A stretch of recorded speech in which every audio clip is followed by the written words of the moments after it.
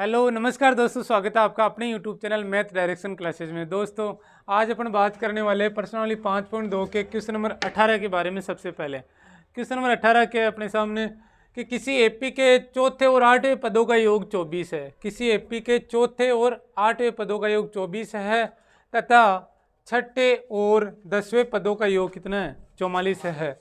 इस एपी के प्रथम 3 पद ज्ञात करने। क्या करने? एपी के प्रथम 3 पद अपने को निकालना है। तो देखो सबसे पहले जो चीज अपने को गिवन है वो सबसे पहले लिख दो। तो अपने को क्या दे रखा है कि किसी एपी के चौथे और आठवें पदों का योग 24। चौथा पद मतलब A4 और आठवां पद मतलब A8, दोनों का योग कितना है? 24। एक बात तो ये दे रखी। दूसरी बात छठे और 10वें पदों का योग मतलब A6 प्लस A10, दोनों का योग कितना दे रखा है? 44 दे रखा है। इस एपी के प्रथम 3 पद अपने को फाइंड करने हैं। तो सबसे पहले आप इनको सोल्व करोगे। A4 मतलब क्या होता है बताओ? A plus 3D, very good. A8 क्या होता है? A प्लस 7D, क्लियर बात, बराबर 24। A और A कितना हो जाएगा? 2A प्लस 3D और 7D कितना हो जाएगा? 10D, बराबर कितना हो जाएगा? 24, क्लियर बात। यहाँ से देखो 2 कॉमन आ रहा है क्या? 2 सब में है तो 2 आ जाएगा कॉमन, तो अंदर क्या बचेगा? A प्लस 5D बराबर 24। अब 2 किस में है? गुणे में, उस तरफ जाकर किस में हो जाएगा? भाग में। या आप डायरेक्ट यहाँ से काट दो। काट दोगे तो क्या जाएगा? A प्लस 5D कितना हो जाएगा? 12। कोई प्रॉब्लम नहीं। ये समीकरण नंबर बन गई 1, क्लियर बात। अब देखो दूसरा क्या है? A6 है। A6 मतलब A प्लस 5D और A10 मतलब A प्लस 9D बराबर कितना? 44, क्लियर बात। A और A कितना हो जाएगा? 2A 5D और 9D बराबर 44, कितना आ जाएगा? 44, क्लियर बात। 2 यहाँ से कॉमन आ जाएगा, अंदर आएगा A प्लस 44, क्लियर बात। अच्छा 2 से इसको काट दोगे कितना आ जाएगा? A प्लस 7D बराबर 22, समीकरण नंबर 2। कोई प्रॉब्लम वाली बात है क्या? एकदम इजी है अभी तक, ठीक है। अब देखो जब अपने पास समीकरण 1 और 2 आ गई तो यहाँ से अपने विलोपन विधि द्वारा क्या कर लेंगे? A और D का मान, क्योंकि देखो एक समीकरण है जिसमें 2 वेरिएबल है, ये समीकरण है और जिसमें भी 2 वेरिएबल है। हाँ, तो 2 चरों वाला रैखिक समीकरण ये, 2 चरों वाला रैखिक समीकरण ये, तो 2 चरों वाला रैखिक समीकरण युग्म बन गया। युग्म का मतलब जोड़ा, तो 2 समीकरण अपने पास आ गए, 2 चरों वाले आ गए। तो इसको अपने विलोपन विधि से निकालेंगे। तो देखो अपने क्या करेंगे? समीकरण 2 माइनस समीकरण 1 कर देंगे इतना सा कम। तो देखो करता है। समीकरण 2 अपने पास क्या है? A प्लस 7D बराबर 22 और समीकरण नंबर 1 क्या है? A प्लस 5D बराबर 12, क्लियर बात। चिन्ह चेंज कर दोगे, माइनस माइनस माइनस, प्लस का A माइनस का A कैंसिल, 7D में से 5D घटाओगे तो 2D। यहाँ कितना आ जाएगा? 22 में से 12 घटाओगे तो 10। 2 से इसको काट दे सीधा तो D बराबर कितना आ जाएगा? 5। D का मान अपने पास आ गया, क्लियर बात। अच्छा तो अब ये D का मान जो अपने पास आया, सार्वंतर जो अपने पास आया, अब इसको किस में रख देंगे बोलो? समीकरण नंबर 1 में। समीकरण नंबर 1 ये रही। तो अब अपन ये लिख देंगे कि D का मान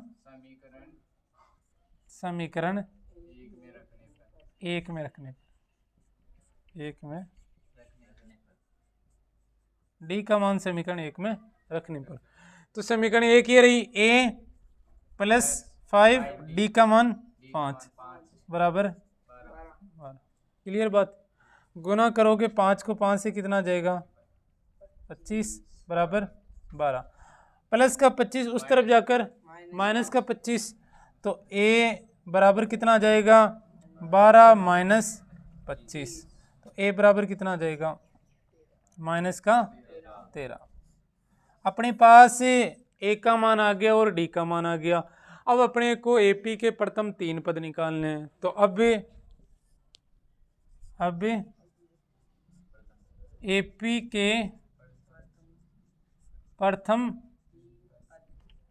3 पद, तो एपी का प्रथम पद क्या होता है A1, जो क्या है अपने पास ऑलरेडी माइनस का 13।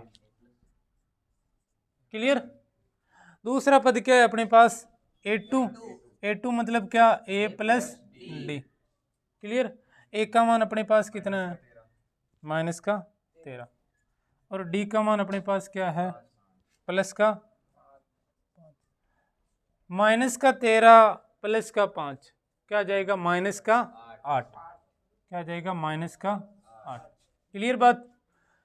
और तीसरा पद अपने पास क्या जाएगा A3 A प्लस 2D, क्या जाएगा A प्लस 2D।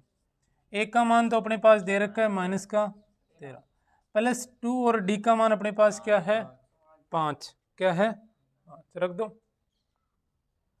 अब इसको सोल्व करोगे देखो तो आप देखोगे माइनस का 13 प्लस का 10, माइनस का 13 प्लस का 10 क्या जाएगा बताओ, क्या जाएगा माइनस का 3, क्या जाएगा माइनस का 3, माइनस का 13 प्लस का 10 क्या जाएगा माइनस का 3। बात क्लियर है।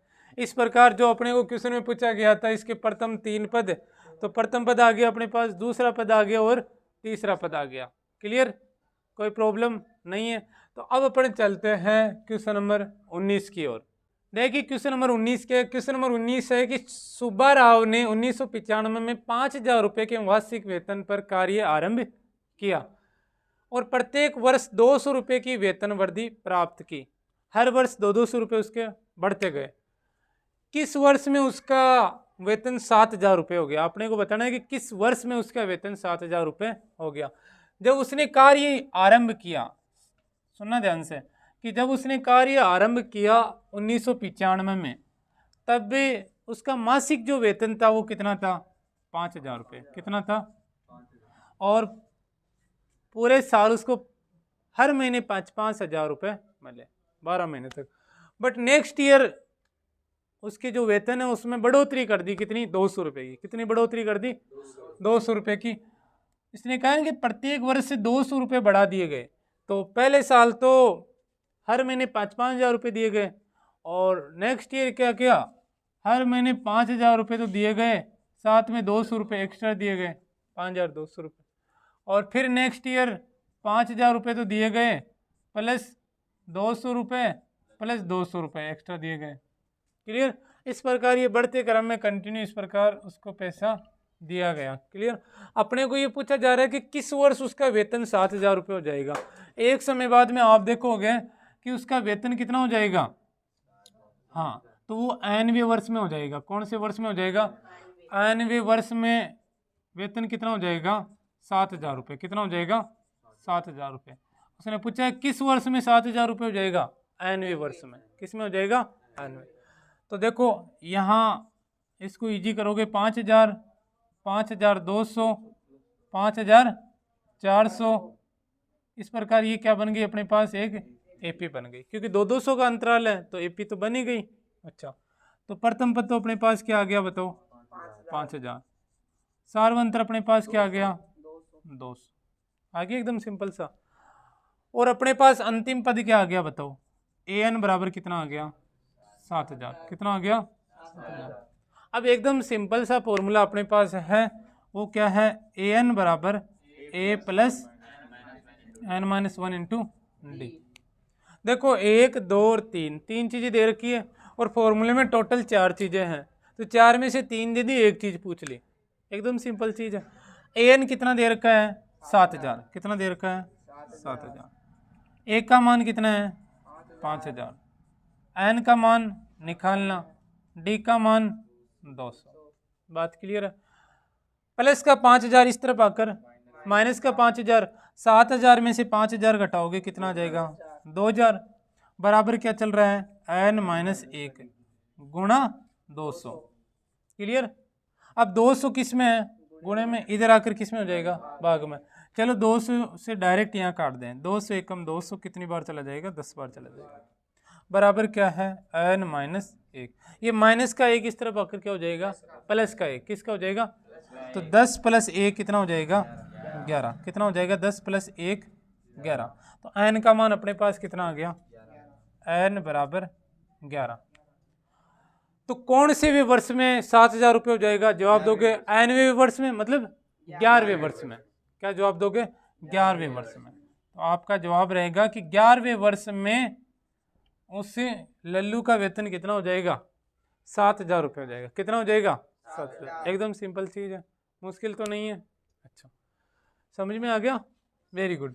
तो अब चलते हैं अपन क्वेश्चन नंबर 20 की ओर। अब देखिए क्वेश्चन नंबर 20 आपके सामने कि रामकली ने किसी वर्ष के प्रथम सप्ताह में 50 रुपये की बचत की। कितने रुपए की बचत की, 50 रुपये की सेविंग कर ली रामकली ने, और फिर अपनी साप्ताहिक बचत 17.50 रुपये बढ़ाती गई। साप्ताहिक जो बचत है 17.5 रुपये बढ़ाती गई।